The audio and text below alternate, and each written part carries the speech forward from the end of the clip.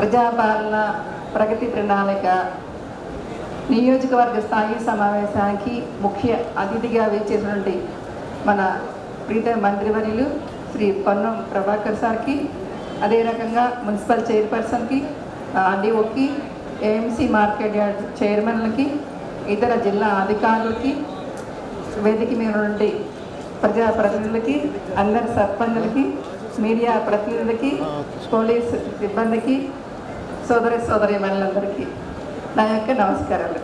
ఓకేనా? సో ఎక్కడికి వెళ్ళినా మనకి లేడీస్ ఎక్కువ కనిపిస్తారు, చాలా సంతోషం అనిపిస్తుంది వాళ్ళు చూడగానే కదా. మహిళా శక్తి వచ్చింది, కళ్ళి వచ్చింది అనమాట. అందుకని ఏ ప్రోగ్రాం మహిళా శక్తి వచ్చిందంటే ఆ ప్రోగ్రాం సక్సెస్ అవుతుందని అర్థం కదా. అది కాబట్టి అందరూ చప్పట్లు కొట్టాలి, అంతే కదా. సో మీరు వచ్చారంటే ప్రోగ్రామ్ సక్సెస్ అవుతుంది అనమాట. సో అందరికీ నమస్కారం.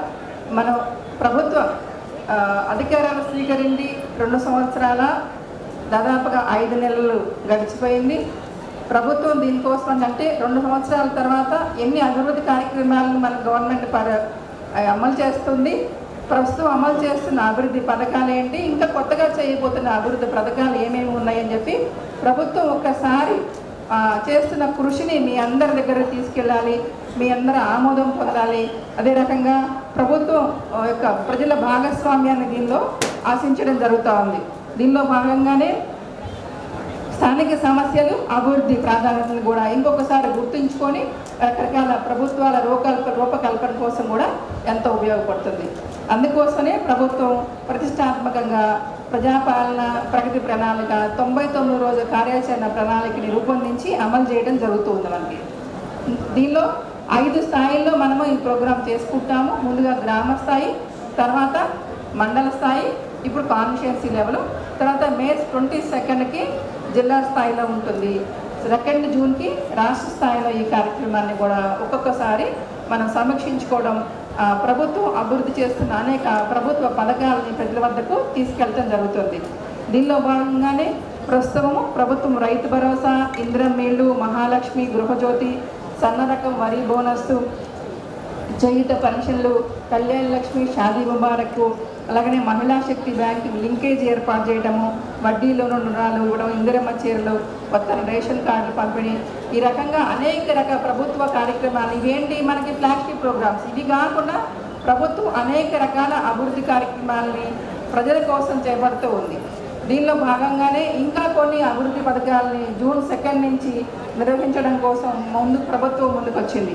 అందుకనే ఇవాళ రేపు పిల్లలందరికీ పోషకాహార లోపం ఉంటుంది కాబట్టి ఈ పోషకాహార లోపాన్ని సరిచేయాలి.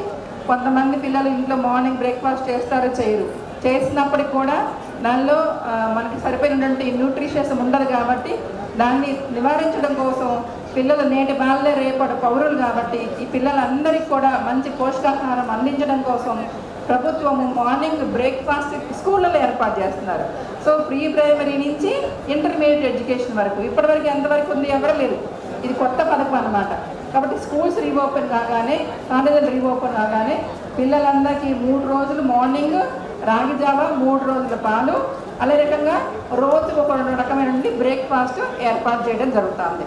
తర్వాత మధ్యాహ్న భోజన పథకం ఇప్పటివరకు మనకి స్కూల్ స్టూడెంట్స్ వరకే ఉంది.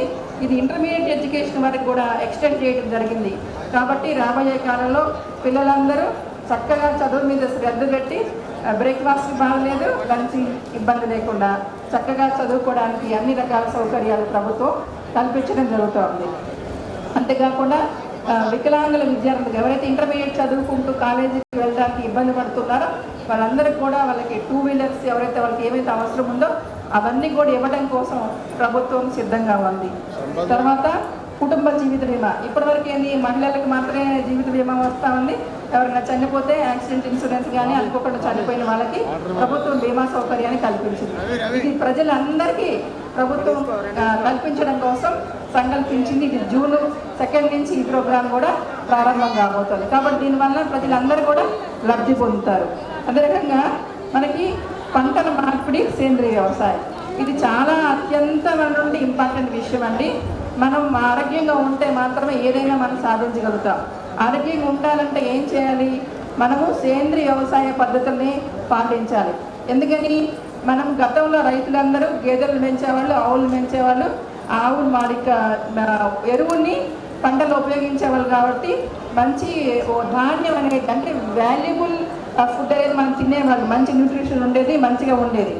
ఇప్పుడు అలా లేదనమాట. ఎందుకు? ప్రతి ఎకరానికి 3 యూరియా బ్యాగులు వేస్తే ప్యాడీ వచ్చేస్తున్నాయి. మరి దానివల్ల ఏంటి నష్టం అంటే కెమికల్ ఫుడ్ మనం తినటం వల్ల క్యాన్సర్ వస్తుంది. అందరూ అనుకుంటారు క్యాన్సర్ మనకి టీవీలో సినిమాలకు వెళ్ళినప్పుడు అన్ని చోట్ల మనకి అడ్వర్టైజ్మెంట్లు పొగాకు, తంబాకు, లేకపోతే కనుక బీడీలు, లేకపోతే కనుక ఇవన్నీ వీటి వల్ల మాత్రమే క్యాన్సర్ వస్తుంది అనుకుంటున్నారు. దానికంటే ఎక్కువ ప్రమాదకరం మనం కెమికల్ వేసి పండించిన ఆహారం తీసుకోవడమే. చాలామందికి ఈ మధ్య లేడీస్కి చాలామందికి సర్వైకల్ క్యాన్సరు, ఇతర రకరకాల క్యాన్సర్లు బారిన పడుతున్నారు. పాపం వాళ్ళందరికీ కూడా ఇలాంటి అలవాట్లు ఏమీ లేవు. మరి ఎట్లా వస్తున్నాయి అంటే కేవలము మనము కెమికల్స్ వేసి యూరియా, సూపరా, లేకపోతే ఇంకా రకరకాల కెమికల్స్ వేసి మనం పంటలు పండించడం వల్ల పంటలో సారం తగ్గిపోయి కెమికల్ వల్లనే అభివృద్ధి పొంది ఆ కెమికల్స్ మన శరీరంలోకి వెళ్ళి ఏ ఆర్గాన్ వీక్గా ఉంటే ఆ ఆర్గానికి ఎఫెక్ట్ అవుతుంది. కాబట్టి మరి మనం ఏం చేయాలి? ఖచ్చితంగా మనం తెలుసుకోవాల్సింది అంటే మనము పంటలకి ఆర్గానిక్ వ్యవసాయం వైపు వెళ్ళాలి. మరి దానికి ఖర్చు అవుతుందా అంటే ఎక్కువ ఖర్చు కాదు. దానికి కూడా ఎలాంటి పద్ధతులు అనుసరించాలి, జీవామృతం ఎలా తయారు చేయాలి. ఒక ఆవు ఉంటే 10 ఎకరాలకి వ్యవసాయం చేసుకోవచ్చు, 10 ఎకరాలకు సరిపడినట్టు ఎరువులను అందిస్తుంది. ఓకేనా?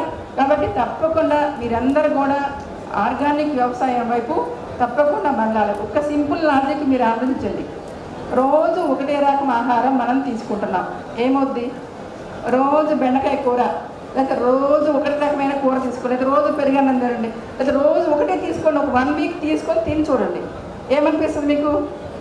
ఉదయం వేరే వండుకుంటా, మధ్యాహ్నం వేరు, సాయంత్రం వేరు. కానీ 1 వీక్ రోజు ఒకటే తిన్నామనుకోండి, ఏమవుతుంది? మనకి నీరసం వచ్చింది. అంటే మనము వరి వేస్తాం ఖరీఫ్లో, మళ్ళీ రబీలో కూడా వరి వేస్తాం, మళ్ళీ నెక్స్ట్ ఇయర్ వరే. ఈ రకంగా సంవత్సరాల తరబడి పంట మార్పిడి చేయకుండా సేమ్ అదే పంట పండించడం వల్ల మరి భూమి యొక్క హెల్త్ ఏమైపోతుంది? సాయిల్ హెల్త్, అంతే కదా. కేవలం మన ఆరోగ్యం మనకి ఎక్స్పీరియన్స్, కానీ భూమి మనకి చెప్పలేకపోతుంది కదా మనం అనుకుంటున్నాం కదా. అందుకని యూరియాలు వేసేస్తున్నాం, పండిస్తున్నాం. అలాగనే భూమి కూడా నిస్సారం అయిపోయి మంచి ఆరోగ్యాన్ని ఇవ్వదు, మనకి మంచి పంటలు పండవు.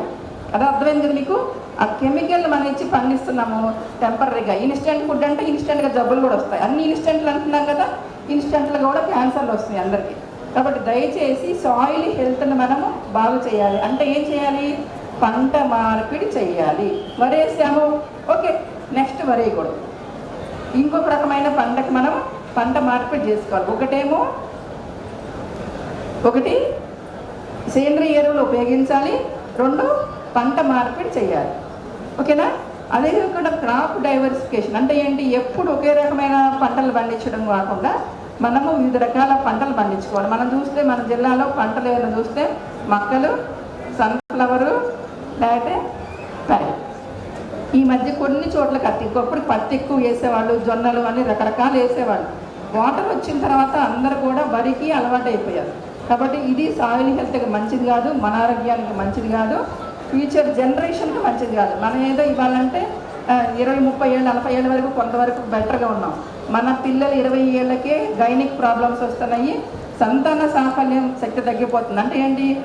ఒక వడ్ల గింజ వడ్లను మొలిపించలేదు, ఒక కూరగాయ విత్తనం ఇంకొక కూరగాయని మొలిపించలేదు. అలాంటి శక్తి లేని ఆహారం మనం తిన్నప్పుడు ఆటోమేటిక్గా రీప్రొడక్టివిటీ కూడా తగ్గిపోద్ది అనమాట.